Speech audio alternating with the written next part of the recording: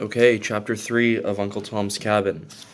Chapter 3 opens with Eliza, who is on the veranda, enjoying the nature, and someone comes up behind her, and happens that it's her husband George. She hasn't seen George for a while because he has been sent to do manual labor on a neighboring or an estate near them, and they're talking about George's fate. Life has been very different since George's vindictive master has taken him away from his beloved position at a cotton factory, and now he's just working in the fields doing the most difficult and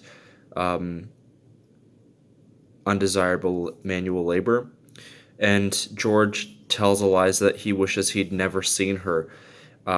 It was kind of a situation of love at first sight for them, and he tells her and he says that he wishes he had never seen her, because if he hadn't have seen her, then they wouldn't be separated, and they both wouldn't be going through emotional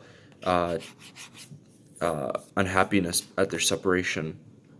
So he tells her of his drudgery, the work he's involved in. He's very resentful at this, and rightfully so, and says that he's a better man than his master, and he shouldn't be having to be put through this. And Eliza handles everything very well. She knows that they're being wrongfully used, but still she is able to keep a righteous spirit throughout this. But George is different. He's very angry. He is more prone to take violent action. And he says he's going to run away, and he gives a few reasons about why, about things that have really angered him and caused him to be even more upset with his situation and his master. He says he sees his master's son whipping a horse, and George told him to stop and said, this isn't how you treat an animal. And throughout this, his tone is respectful. He's not rude or anything. But this little boy who's whipping the horse, he runs to his father and says, he says that George is fighting me, and I want to whip him for his insolence. And then the master and little Tom, the little boy, the master's son, they tie George to a tree, and then they cut switches, and then they whip him. And in another instance, there's a little dog that is a friend of George's, and they grab the dog and they throw him in the river, and they stone him and drown him. And these are all incredibly disgusting acts, and rightfully so. George is very angry about this.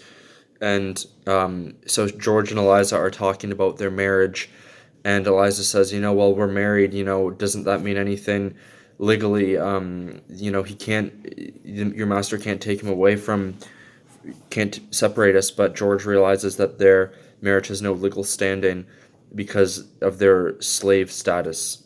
And and then George even says that that their son Harry will be taken away. And I'll just read the quote from that scene. And they're talking about Harry, which is George and Eliza's son. Yes, but who knows? He may die, and then he may be sold to nobody knows who. What pleasure is it that he is handsome and smart and bright? I tell you, Eliza, that a sword will pierce through your soul for every good and pleasant thing your child is or has. It will make him worth too much for you to keep. So George realizes that because of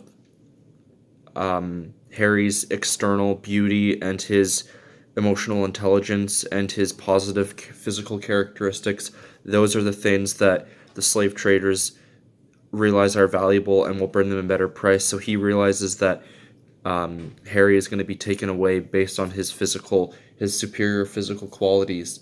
And Eliza is heartbroken at this, because what her husband George is telling her has already come true. She already realizes that a slave trader has visited Mr. Shelby with the intention of taking Harry away. So she doesn't tell George this. She just breaks down, and it's at this moment that George announces that he's actually going to run away to Canada, and Eliza implores him to believe and to trust God, and to not do anything rash that he would regret in this life or the afterlife. And George is somewhat like Mr. Shelby, who he realizes that he believes in God, but it's not personal to him. So after this, the scene ends with George running away to Canada, and that's the end of chapter 3.